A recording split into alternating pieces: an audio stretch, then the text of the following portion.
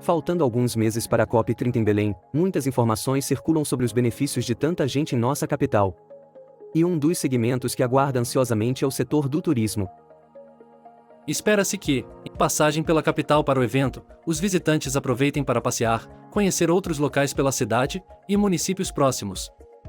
Como sabemos, nossa região tem um grande potencial turístico, e isso é uma verdade.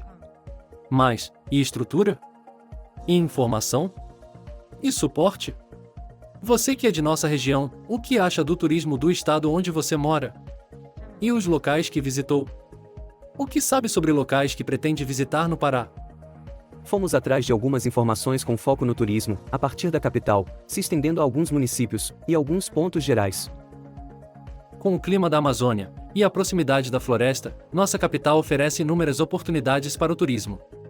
Os visitantes podem explorar trilhas na selva, visitar comunidades ribeirinhas, ilhas, pontos históricos entre outros, além de pontos pensados para o turismo, avistar animais selvagens de pertinho, visitar praias de água doce e salgada a poucos quilômetros partindo de Belém, entre outras opções. Vamos ver como anda nosso turismo hoje, com base em informações coletadas nos sites oficiais e com experiência nas andanças em alguns locais. Sabemos que hoje, somente potencial não é suficiente. Várias outras questões são necessárias para receber o turista. Além daquilo que temos como rica história, gastronomia regional única, belezas naturais, eventos festivos, também temos que pensar na infraestrutura, planejamento, segurança, acessibilidade, capacitação de profissionais, entre outros. Segundo pesquisa anual realizada pela Setur em parceria com o Departamento Intersindical de Estatísticas e Estudos Socioeconômicos do Pará, DIESE, em 2019, o Pará alcançou a marca de 1 milhão de turistas e mais de 720 milhões de reais gerados com a atividade no estado. O Pará obteve uma alta de 1% no número de turistas internacionais. Dos 1.043.046 que visitaram o estado no ano de 2018, 922.600 são turistas nacionais e 120.806 estrangeiros, obtendo um crescimento total de 1,8%. Fonte Relatório de Gestão 2021 do Governo do Estado. O estado do Pará recebeu, em 2022, cerca de 938 mil turistas que geraram uma receita de mais de 662 milhões de reais para o governo estadual. O levantamento é resultado de um trabalho de pesquisa feito em parceria pela Secretaria de Estado de Turismo Setur e DIESE. Ainda segundo a Setur Pará, a meta para 2023 é receber cerca de 1,044 milhões de turistas, sendo 990 mil brasileiros e 54 mil estrangeiros. Esse valor representaria um aumento de 39% no número de turistas internacionais, seguindo uma estratégia do governo atual de promover o estado em outros países. Se as expectativas se confirmarem, o turismo paraense será responsável por gerar 750 milhões de reais em receita. Fonte: panrotas.com.br. Em Belém, segundo o site agenciabelém.com.br, após o impacto devastador da pandemia de Covid-19 no setor do turismo, a cidade de Belém do Pará emerge como um destino promissor, revelando um notável crescimento no número de visitantes. Os dados registrados no site oficial da Prefeitura de Belém, em números.belém.pa.gov.br, a capital paraense registrou um expressivo aumento de 38% no fluxo de turistas, em comparação ao período pré-pandemia, onde foi registrado um alto número de embarques e desembarques na cidade. O site agenciapara.com.br informa que, em uma união de esforços e trabalho conjunto do Governo Federal, Governo do Pará e Gestão Municipal, estão previstas obras para Belém como Parque da Cidade, Porto Futuro 2, a reforma dos principais pontos turísticos de Belém, ampliação do aeroporto, dragagem do Porto Cruzeiro, finalização do BRT, implantação de ônibus elétricos, requalificação de 16 vias locais e ampliação da rede de internet na cidade, compensação energética com 3 usinas fotovoltaicas, reforma do Veropeso, corredor gastronômico do Boulevard Castilhos França, Parque Urbano São Joaquim, a construção de novos hotéis em prédios abandonados, reforma da rede hoteleira atual, capacitação de profissionais da rede hoteleira, bares, restaurantes e prestadores de serviços de transporte, além de produtos turísticos com experiência amazônica. Isso tudo que acabamos de ler é muito bom no papel, mas na prática é diferente.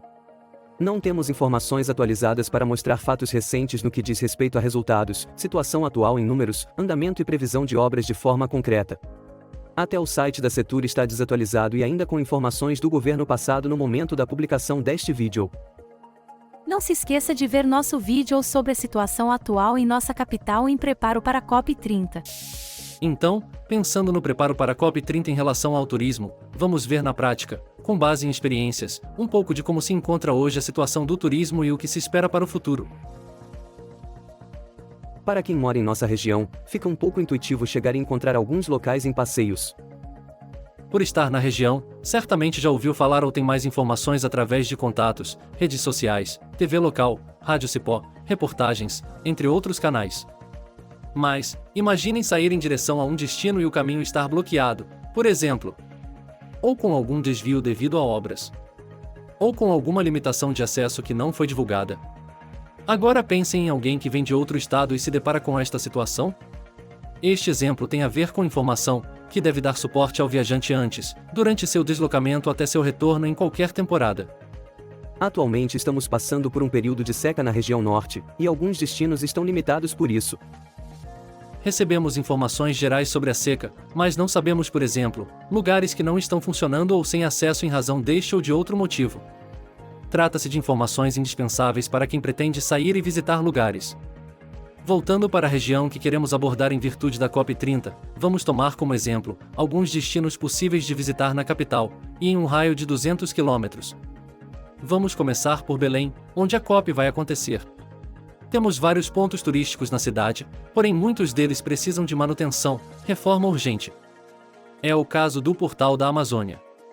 Um belo local, às margens do rio que banha Belém, um clima agradável, mas que precisa de reparos, poucos locais de sombra e abrigo de chuva limitando visitas em horários quentes do dia, segurança mais presente e manutenção permanente de equipamentos são alguns pontos a serem vistos.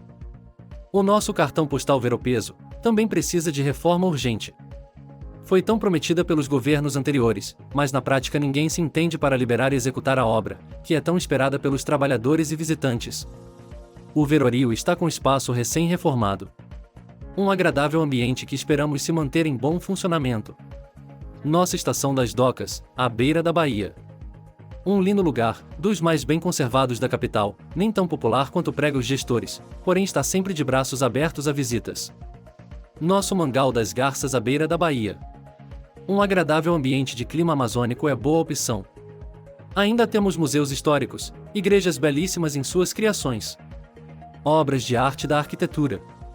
O Bosque, o qual alguns chamam de o coração de Belém, além de restaurantes e quiosques espalhados pela cidade, e tudo isso bem pertinho.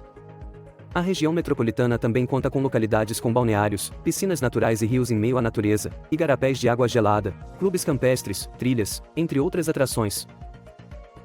A falta de informação de forma integrada desses locais limita o conhecimento e acesso. Também a recepção deixa a desejar na maioria dos casos. Vamos pontuar alguns itens a serem trabalhados, e que podem auxiliar acesso e visitação desses espaços.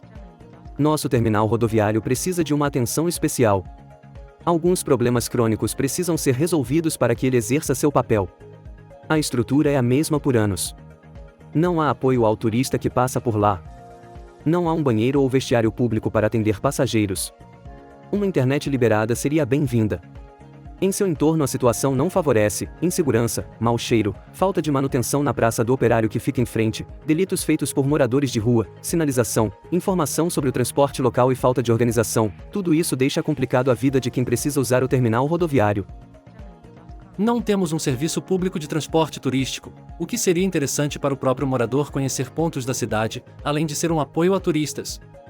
E ainda no transporte, somos uma cidade com clima quente, e nossas paradas de ônibus não dão suporte com o mínimo de conforto, como coberturas e bancos adequados à situação.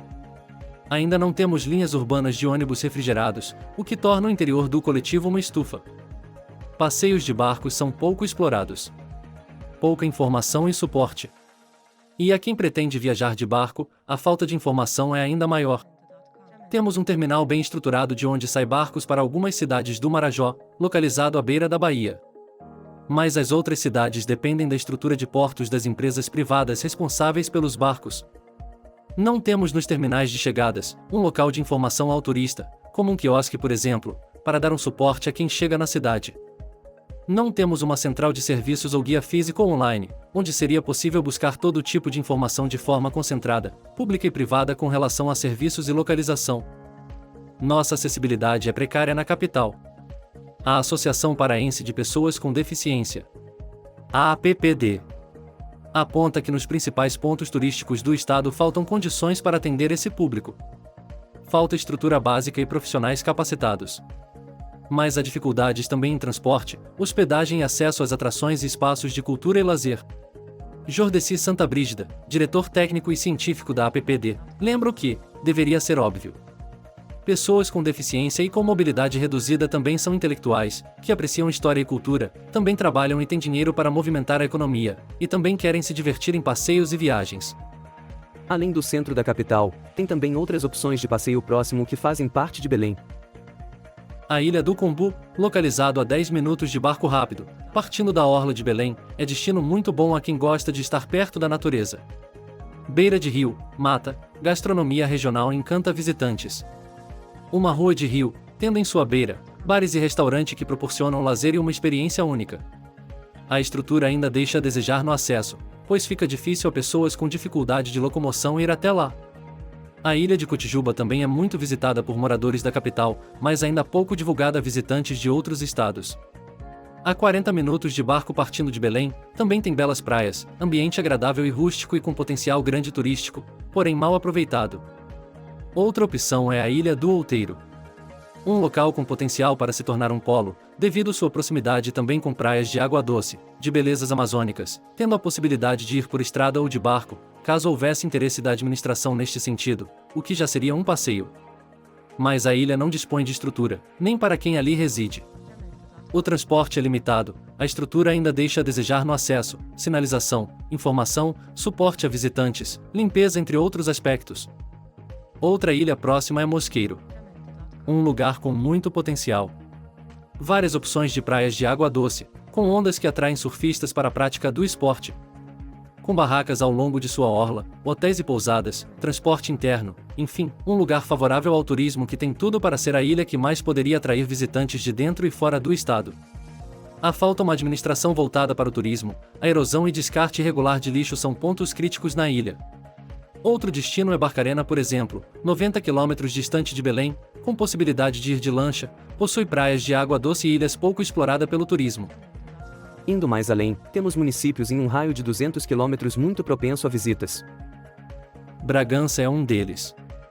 Cidade histórica, das mais antigas do estado, com opção de balneários e igarapés naturais, tem sua principal praia à beira do Oceano Atlântico.